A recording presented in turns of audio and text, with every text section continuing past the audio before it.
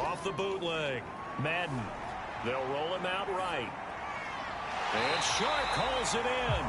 And he'll be taken down, but not before he works it past the 50. And while we may be looking at the scoreboard, this offense certainly is not, because they're showing no signs of backing down, even with a 3-score lead here in the third quarter. I think they keep taking their shots. They've seen blown leads happen throughout this league. They don't want to fall victim. And that ball is caught by DJ Chark for the Jags touchdown. DJ Chark, 48 yards. And the Jaguars are able to strike quickly to add on to their lead.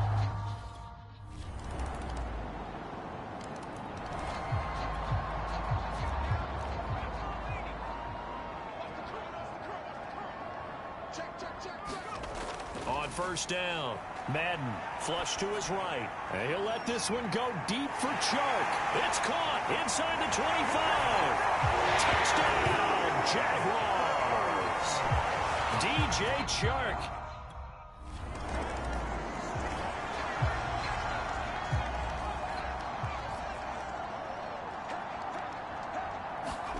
Following the fumble recovery, Madden escaping the pressure right. And he'll let this one go deep for Chark. He's got him in. Complete.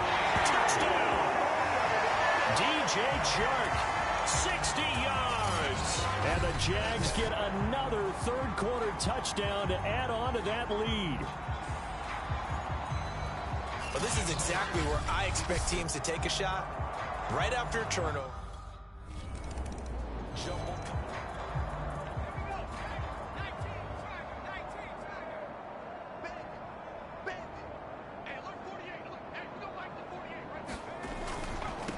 Now a first carry here for Robinson.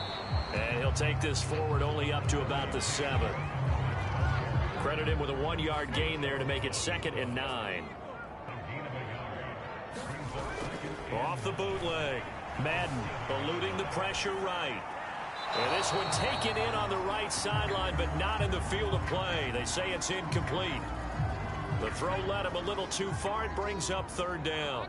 I know he was trying to get the completion downfield, but the way this game has gone, with a few of the runs he's made along the way, he should have kept the ball and taken it with his feet downfield. That's the big play that shreds the defense. Instead, he thought to himself, I'm a quarterback. I've got to...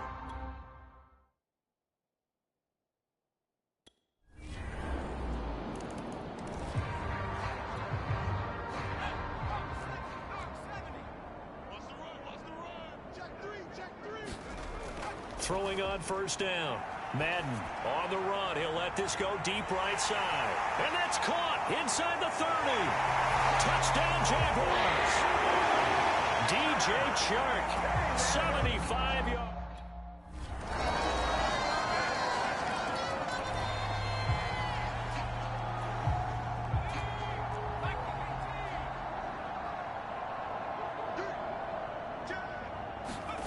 On 1st and 10, Madden flushed out right. And he'll let this one go deep for Chark.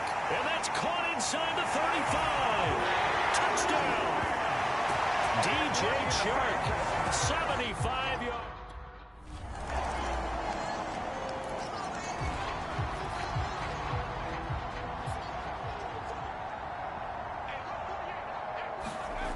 Off the bootleg. Madden rolling to his right.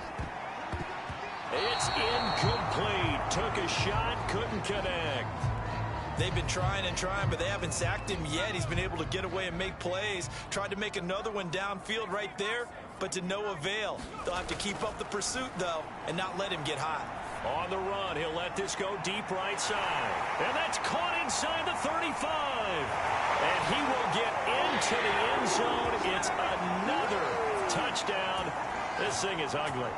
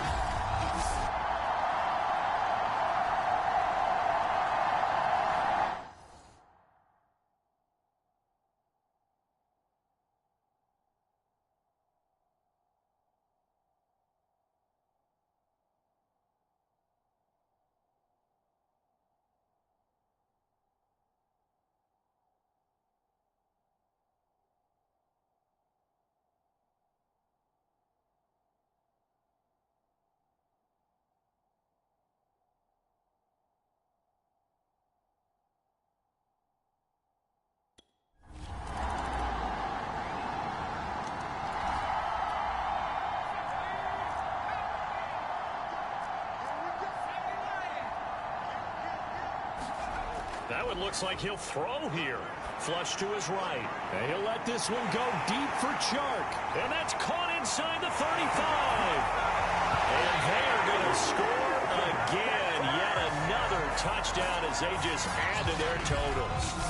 I think all teams probably like seeing that schedule for the first time. Looking at week 1, oh good, we're at home. Well, my friend, for the players, it's good for them to get that first game under their belts. For you and I, that first Thursday night game also good for us to get that under our belts, wasn't it? It was no longer preseason. We were into the regular season, the first game of the year. And, you know, all eyes were watching this one. Everyone was excited that football was back. And it's just special. You could just feel it. It's so good to have the pigskin back out there. It'll be crisp fall weather before we know it. You got that right, but I love the build-up to it, right? All day long anticipating it, and then we got here and we saw a game, the first game of the year. Let's keep going. So for the Jags, they begin the new campaign with a victory here in front of the home crowd in the Thursday opener.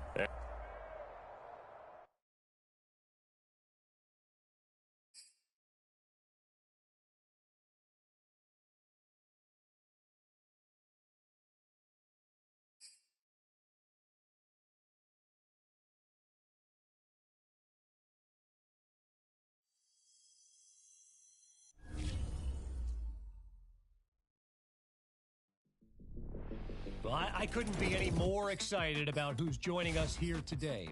She's one of the most popular and prominent voices on discussions related to sports and pop culture. And, of course, when you're not listening to my podcast, you're probably listening to hers, appropriately titled The Nia Polanco Show. Nia, it is great to have you on the podcast. Well, thank you for having me on, Kevin. You know, it's a nice change of pace to be in the guest seat instead of the host seat. Yeah, you know, a little change of role. But now, look, you've been at it for, what is it, a little over a day? So you're a savvy. You've managed to cross paths with. But there's one athlete I ask you about.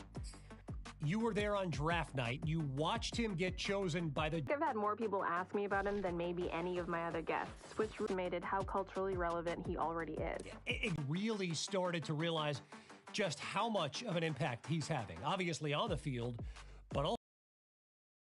So Nia, let's focus on that off-the-field part for a moment. Because from what I hear, he's got a terrific support system that deserves some...